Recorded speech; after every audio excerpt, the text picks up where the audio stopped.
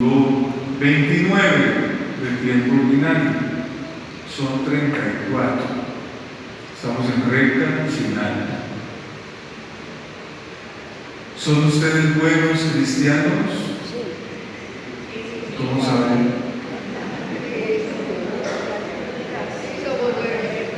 Hipócritas. ¿Son buenos ciudadanos?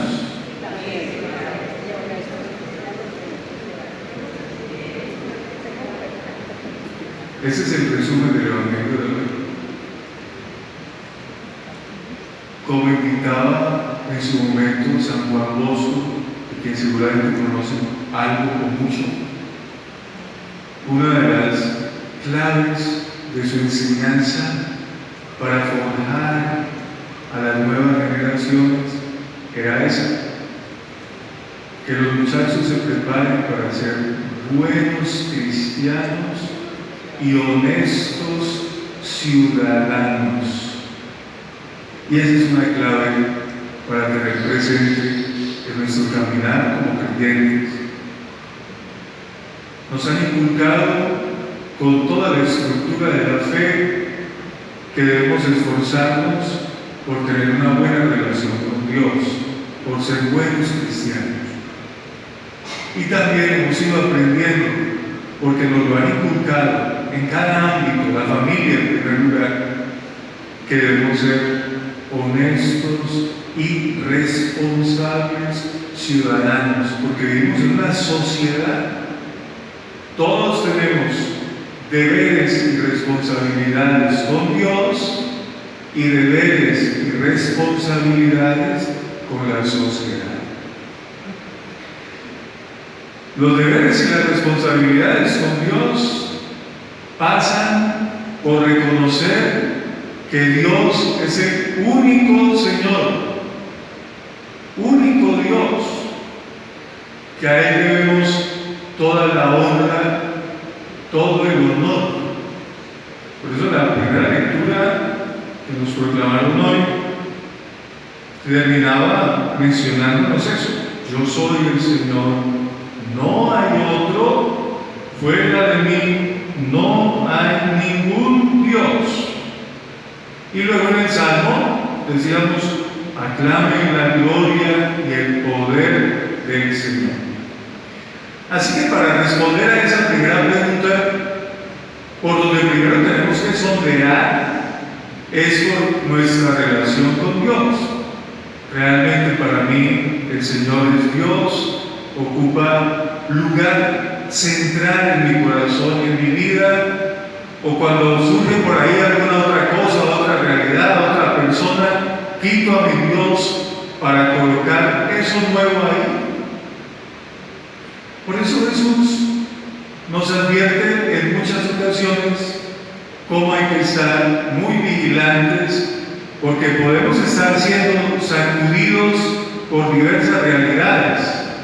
Incluso Jesús atina a decir que una de esas realidades peligrosas que pueden hacernos olvidar o eclipsar a Dios tiene que ver con el dinero, con la ambición, con la avaricia.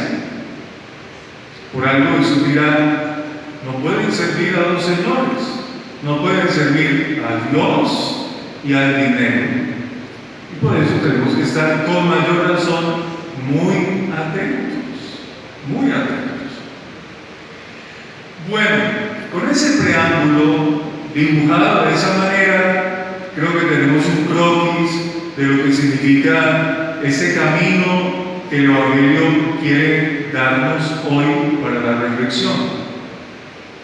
Jesús ha ido teniendo una serie de controversias con los poderes religiosos de la época, y esas controversias han sido cada vez más crecientes. O sea, la situación se está haciendo más compleja, al punto de que en los últimos relatos del Evangelio se nos ha ido hablando de qué manera Jesús ha ido tocando fibras sensibles en los sumos sacerdotes, en los escribas, en las autoridades religiosas de la época, al punto de que se sienten arrinconados. Lo que nos muestra el Evangelio hoy es una primera reacción está ocurriendo con Jesús. Se han confabulado con el ánimo de buscar la manera de hacer caer a Jesús en algo y de ese modo poder desprestigiarlo frente a todos, frente al imperio, frente a los judíos, frente a sus seguidores. Por eso, curiosamente, el relato de hoy empieza diciéndonos que los fariseos se retiraron y llegaron a un acuerdo para comprometer a Jesús con una pregunta. Lo curioso es eso, ya tienen la pregunta, tienen, digámoslo, la estrategia baja para hacer caer a Jesús. Pero hay un detalle que quizá pasamos por alto, y es que los fariseos que han preparado, confabulado todo, no van hasta donde Jesús a lanzarle la famosa pregunta, sino que envían a unos discípulos suyos acompañados de los herodianos para que sean ellos quienes estén al frente de Jesús. O sea, vamos a decirlo de manera seca, no ponen la cara frente a Jesús, sino que envían a otros. Por ahí vamos a entender el inicio de la respuesta de Jesús. Entonces los discípulos de los fariseos y los herodianos van hasta donde Jesús y le sueltan la pregunta, no sin antes adularle. Maestro, sabemos que eres sincero y que enseñas el camino de Dios conforme a la verdad, sin que te importe nadie, porque no te fijas en las apariencias. Está diciendo a Jesús, eres una persona sincera, veraz, íntegra. Sabemos que es la adulación, ¿cierto? ¿Sabemos? El término vulgar, perdón que lo diga, no hay niños, ¿cierto? Como que la más pollita con ustedes. El término vulgar es ser lambón. Y por ahí hay una frase que dice, todo lambón es traicionero. Entonces llegan con la adulación para decirle a Jesús, tú eres sincero, veraz, íntegro. Te vamos a hacer una pregunta. Dinos, ¿es lícito pagar el impuesto al César o no? ¿Pagamos o no pagamos? Eso es un problema de enormes dimensiones. Primero, la pregunta tiene una única salida y tiene obligatoriamente como respuesta decir sí o no. El problema es que si se dice sí, hay dificultad, y si se dice no, también hay dificultad. ¿Me explico? Si Jesús responde sí, hay que pagar el impuesto al César, entonces el pueblo ya no le creería acerca de la predicación sobre la autoridad y la autonomía de Dios. Digamos, se ganaría de enemigo al pueblo. Pero si dicen no hay que pagar el impuesto al César, entonces lo calificarían como subversivo, es decir, queda fisura entre la estructura reinante, la del imperio. Enemigo del imperio, sería acusado de eso. No tiene salida, de acuerdo a lo que han cavilado los fariseos.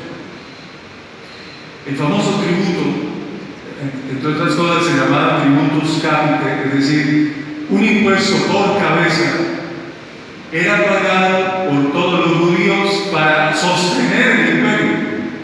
Y todos eran todos. Pero una cosa curiosa, porque aquí también muchas veces hemos conversado acerca de la estructura de esa sociedad judía que no le daba el realce ni la importancia importancia ni a las mujeres ni a los niños. Era una sociedad totalmente machista. Pero el famoso impuesto per cápita era dado para todo judío de 14 a 65 años, hombre, mujer y, como ya lo notamos, niños. Había que pagar. ¿Cuánto había que pagar de impuesto? Según los historiadores, sobre todo cuando se sucede la caída de Jerusalén en el año 70, bajo el imperio de Vespasiano, donde se reaviva el famoso tributo, se dice que se pagaban alrededor de 2 denarios por cabeza. Y un denario era el equivalente a un jornal de trabajo. O sea, solucionando la ecuación es, cada judío tenía que pagar 2 denarios, o sea, 2 días de trabajo como impuesto al César. Y si tenemos la óptica para ampliar la mirada, era un impuesto que generaba carga sobre la gente. ¿Pagamos o no pagamos? La respuesta de Jesús: hipócritas. Y ya lo mencionamos desde el inicio. El primer factor de hipocresía es que los que han dado la pregunta no vinieron a formularla, sino que mandaron a otros. Hipócritas. ¿Por qué me tientan? Es lo que dice Jesús. A ver, enséñenle la moneda del impuesto. Y resulta que se sucede lo impensable. Estos que son discípulos de los fariseos y que han venido acompañados de los herodianos, sacan una moneda del impuesto. ¿Por qué digo que es lo impensable? Porque era prohibido que los judíos tocaran, sobre todo estos que son los religiosos, las monedas paganas, y sin embargo las cargan con ellos. En el templo de Jerusalén había una moneda propia. Por eso, cuando peregrinaban los judíos, tenían que llegar a cambiar las monedas para poder entrar al templo a hacer las ofrendas o a comprar lo que necesitaban para el sacrificio. Cuando Jesús pregunta, enséñeme la moneda del impuesto, inmediatamente sacan una moneda. Para nuestra apreciación, la de hoy, una moneda tiene cara y sello. La moneda de la que estamos hablando, la que hace alusión el Evangelio, tenía por un lado una efigie, la del César, y por el otro lado una inscripción: Tiberio César Augusto, hijo del divino Augusto. Yo creo que todos a estas alturas, por cultura general, sabemos que los romanos consideraban al emperador o al César un dios. Y la inscripción, realmente, la moneda, realmente es una inscripción que ratifica eso, el reconocer que el César es Dios. Por lo tanto, hay una expresión de idolatría. Eso es lo que entienden los judíos. ¿Cómo es que cargan este tipo de monedas? No es la discusión en el Evangelio, ni Jesús formula la pregunta, pero queda un gran interrogante del por qué la llevan. Así que Jesús pregunta: ¿de quién son esta imagen y esta inscripción? Le responden: son del César. Y viene la lapidaria frase de Jesús: dad al César lo que es del César y a Dios lo que es de Dios. ¿Qué es de Dios? La divinidad. Y la divinidad solo es para Él, no es para nadie más, aun cuando se considere. Lo que Jesús está diciendo es: ni lo uno ni lo otro, a cada cual lo suyo. A Dios o con Dios o frente a Dios habrá responsabilidades y deberes. Cúmplanlos. Y frente a las autoridades habrá responsabilidades y deberes. Cúmplanlos. Toda esa estructura lleva a que Jesús pueda zafarse de la encerrona que le han hecho los fariseos frente a la pregunta que, como la advertíamos al inicio, solo tenía como respuesta un sí o un no.